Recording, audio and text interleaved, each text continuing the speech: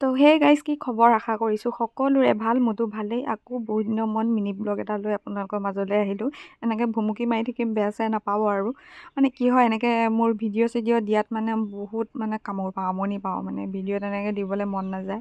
কেতিয়াবা মূৰত এটা দুটা ভিডিঅ' বনাওঁ, সেইকেইটাকে আপলোড কৰোঁ আৰু ৰাতিপুৱা শুই উঠি এয়া মই ফাৰ্ষ্টে ব্লেংকেটকেইখন ৰ'দত দি লৈছোঁ। কাৰণ আজি মানে বহুত ধুনীয়াকৈ ৰ'দটো ওলাইছে কাৰাকৈ, আৰু সেইকাৰণে ভাবিলোঁ কি ফাৰ্ষ্টে ব্লেংকেটকেইখন ৰ'দত দি লওঁ, তাৰপিছত বাকী কামবোৰ কৰি থাকিম আৰু এয়া দেখিছেনে, মেগী বনাই আনিলে মামা ছোৱালীজনীয়ে। তাকে মেগীখিনি খাই লওঁ। আৰু আমাৰ ভণ্টি দেখিছেনে, একদম মোচন। আৰু মোৰোতো ক'বই নালাগে, মোৰ নক্সা ধেৰ আৰু। এতিয়া ময়ো খাওঁ বোলো মেগী। মই খাই আছোঁ মেগী। মই ৰাতিপুৱা মেগী মানে বইল কৰিলে বেছি ভাল পাওঁ, তেল দিয়া বস্তু ইমান ভাল নাপাওঁ। মানে মোৰ ৰাতিপুৱা তেল দিয়া বস্তু খালে মানে কি হয়, মোৰ মাথাটো মানে টিঙিচ টিঙিচ মাৰি থাকে।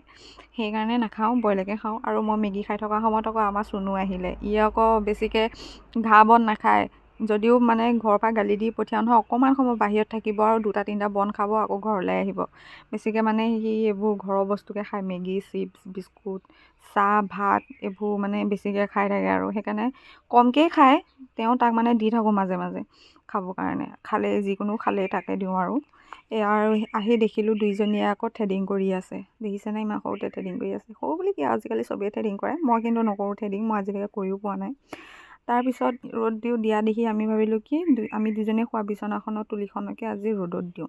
ৰ'দত দিবলৈ আহোঁতে আকৌ এয়া দেখিছেনে, আমি কিবা এটা কৰিলে যে কিবা এটা হ'ব, সেইটোতো কোনো মানেই নাই। মানে কিবা এটা নহয় কিবা এটা হ'বই। দেখিছে নহয়, তুলিখনকে পৰি থাকিলে কি কৰিব, উপায়তো নাই। তাৰপিছত আহিলোঁ ছাগলী পোৱালিকেইটাক চাবলৈ। আমাৰ আকৌ এইকেইটা জন্ম হ'ল নহয় মোৰ বাৰ্থডে' দিনাখনি। মোক একদম মাকে গিফ্ট দিছে, কাৰণ মই আগত কৈ আছিলোঁ মোক মোক ছাগলী পোৱালি দুটা দিবি বাৰ্থডে'ত। এই দুটা দিলে, দেখিছেনে। আৰু এতিয়া তাই আহি মামা ছোৱালীজনী আহি এয়া টুলখনত বহিব লওঁতে টুলখনেই ভাগি থাকিলে। ফোনত ইমানেই কথা পাতি আছে তাই, যে টুলখন ভাগিলে পৰি আছে বুলিও তাই মানে ইমানকৈ গুৰুত্ব দিয়াই নাই।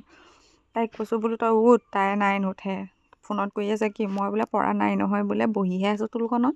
আমি কৈছোঁ অঁ হ'ব দে, তই কথাকে পাতি থাক, উঠিব নালাগে বোলো। তাৰপিছত আকৌ আমি আকৌ খাব ওলালোঁ বগৰী। আজি আকৌ ৰাতিপুৱা মই শুই উঠি এনেকৈ ৰাস্তাত ৰৈ থাকোঁতে ককা এজনে বগৰী লৈ আহিছিলে বজাৰত বিকিবৰ কাৰণে। মোক ক'লে কি, ছোৱালী বগৰী লাগে যদি ল। মই কৈছোঁ বগৰীকেইটা খাব কেনেকুৱা? কৈছে তই বোলে খাই চা এবাৰ বগৰীকেইটা। কৈছে ইমান মিঠা, ইমান ধুনীয়া, তই খাই চাবিচোন, তেতিয়া গম পাবি। যদি বেয়া হয় বোলে মোক ঘূৰাই দিবি। মই বোলে এনেও তহঁতৰ ৰাস্তা দিয়ে যাম। বোলো ঠিক আছে দিয়ক, ইমান কৈছে যেতিয়া আৰু কিনো আৰু, লৈ ল'লোঁ 20 টকা দি। তাৰপিছত ইয়াক চবেই আমি বগৰী খাই আছোঁ, ভণ্টি কিনো ভাষণ দি আছে ঠিকেই নাই। আৰু বগৰীকেইটা সঁচাকৈ খাবলৈ বহুত সোৱাদ আছিলে, মিঠা আছিলে।